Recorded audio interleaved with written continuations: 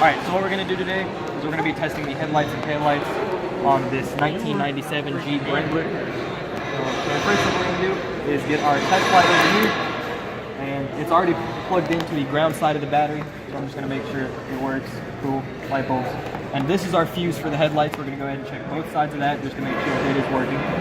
That one works and that one works, so that is good. So the next thing we're going to do is we're going to go ahead and test the input voltage from the headlight plug. So here's our plug right here. Tim, can you hit the headlights, low beams? So I don't know what I'm doing with that. We're going to use this. And so we're getting power right there, so that is the low beam prong. And we're not getting power out of either one of these. Can you hit the high beams? Tim, thank you. And now test these two, and so this one is our high beam prong. So we have low beams and high beams. So the next thing we're going to do is check voltage, so that means this one's our ground. Turn our multimeter onto voltage and plug it in. So we are getting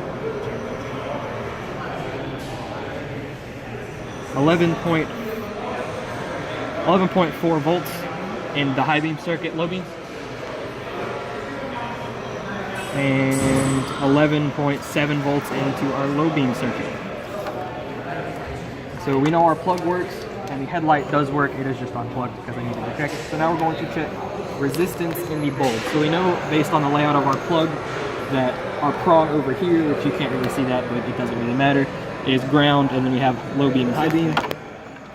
So resistance in the low beam circuit, or low beam part of the bulb,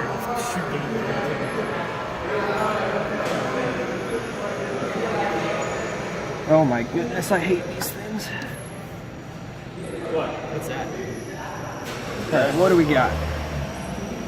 About 0.7, 0.8 ohms. So now we're going to check the high beam part of the bulb. And we've got... Oh yeah, this is from email. This box of, it looks like the... apparently absolutely nothing.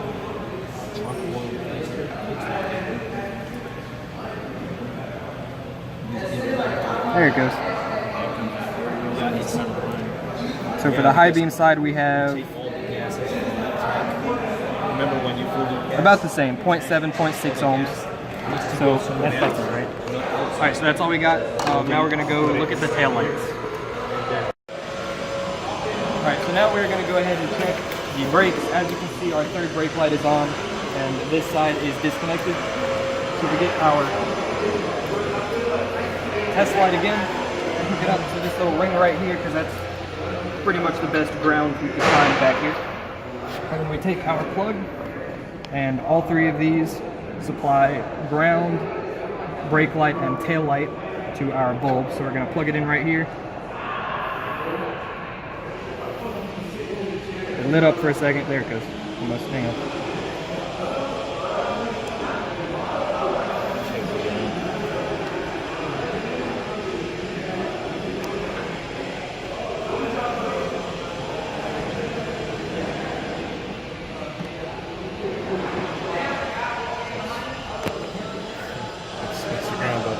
That's the ground. He told me to plug it in out. That's what I use. And it lit up for like half a second and then turned back off.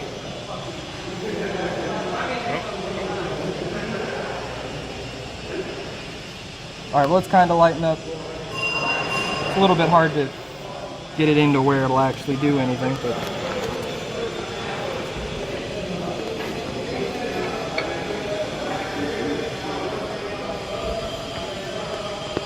there it goes. Alright, so we're getting power to that. Now we're going to go ahead and check voltage through that. So switch our multimeter back to voltage. And see if we can get this to work. We've got 11.9 volts going to the brake light. So now we're going to take our bulb. I already took the bulb out. And we're going to test resistance through both of the filaments through the bulb. So go ahead and put our ground to the metal body of the bulb and our positive to one of the terminals on the back. And this one, we're getting about 1.5 ohms, jumped up a little bit there. And then the other one,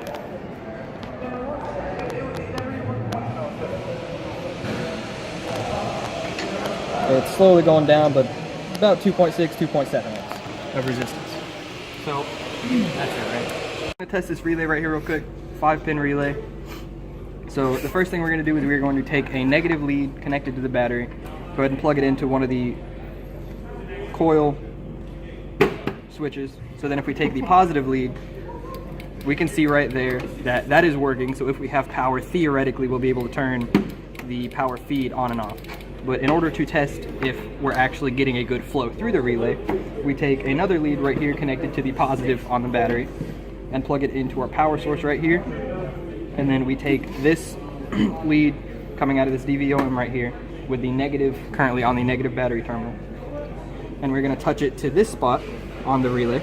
And as you can see right now, with this having theoretically a completely grounded circuit, we are not getting any actual voltage through. But then we open the switch, or we close the switch in the relay, and we are getting power through. We're getting 11 volts, 11.3. And then we let it go and we're not getting anything.